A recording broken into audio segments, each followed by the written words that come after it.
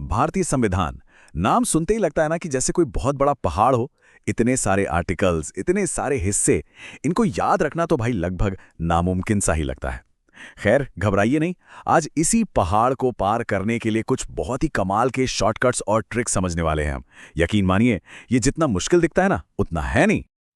हाँ बिल्कुल, सैकड़ों अनुच्छेद, दर्जनों भाग और अनुसूचियां, ये वाकई एक ऐसे चक्रव्यूह जैसा है जिसमें ज्यादातर लोग पहली ही नजर में हार मान लेते हैं।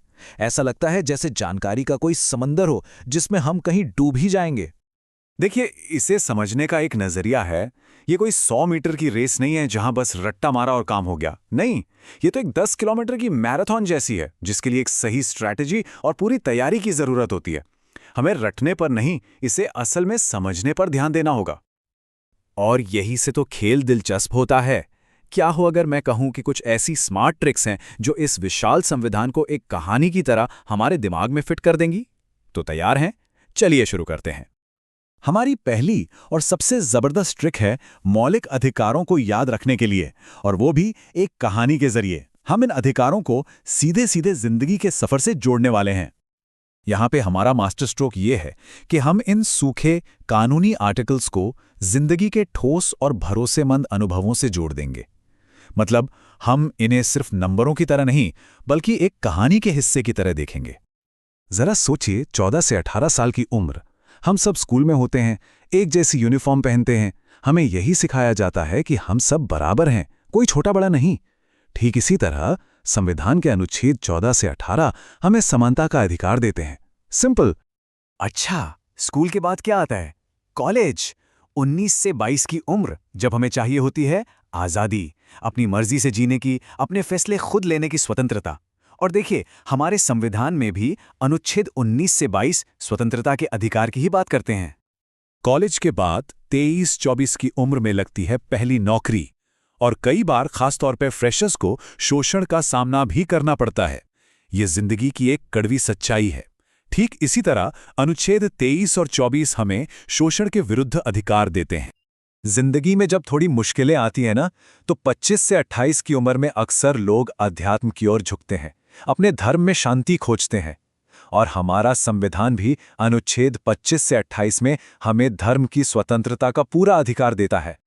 फिर आती है 29-30 की उम्र, जब लोग अक्सर अपनी जड़ों की ओर लौटते हैं, अपनी संस्कृति को आगे बढ़ाते हैं, या फिर हायर एजुकेशन के जरिए अपनी एक अलग पहचान बनाते हैं।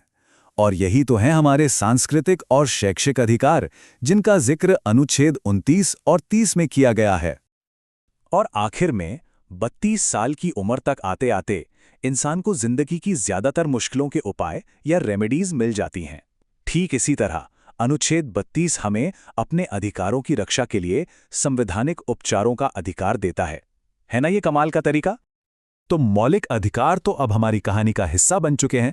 चलिए अब संविधान की 12 अनुसूचियों यानी शेड्यूल्स को याद करने के लिए एक और धमाकेदार ट्रिक देखते हैं।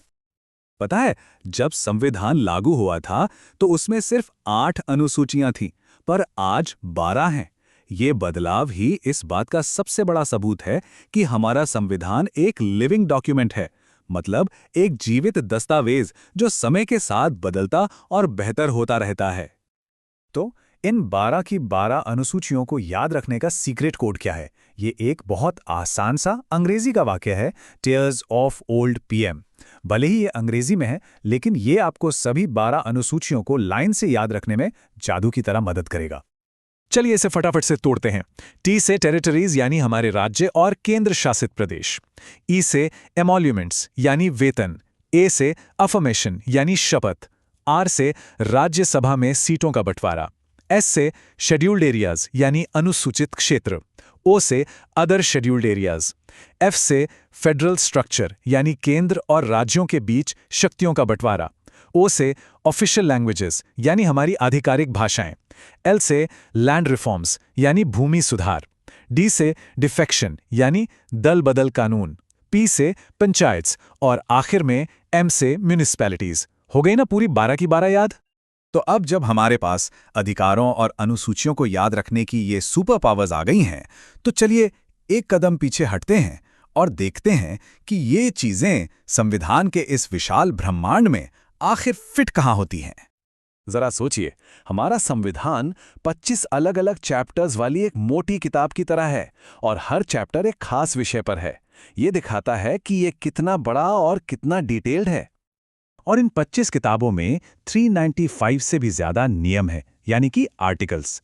ये हमारे देश को चलाने के हर छोटे बड़े पहलू को कवर करता है, जो इसे दुनिया के सबसे बड़े और विस्तृत संविधानों में से एक बनाता है। अब सवाल ये उठता है कि ये सब याद रखना इतना जरूरी है क्यों? आखिर ये सब क्यों मायने रखता है? लेकिन सबसे अहम बात, ये ट्रिक्स सिर्फ कोई इम्तिहान पास करने के लिए नहीं है। नहीं, ये तो हमारे देश की नींव को, हमारे अधिकारों और कर्तव्यों को समझने की चाबियां हैं। इन्हें जानना हमें सिर्फ एक निवासी नहीं, बल्कि एक जागरूक नागरिक बनाता है। तो मैं आपको इसी एक सवाल के साथ छोड़ के जा रहा हूं। हमारे संविधान को एक जीवित दस्तावेज आखिर क्यों कहा जाता है? इस पर सोचिएगा जरूर, क्योंकि इसका जवाब ही ये साबित करता है कि संविधान सिर्फ कागज पर लिखी कुछ बातें नहीं, बल्कि हमारे देश की धड़कन है, जो हर पल हमारे साथ जीती है और हमारा भविष्य तय करती है।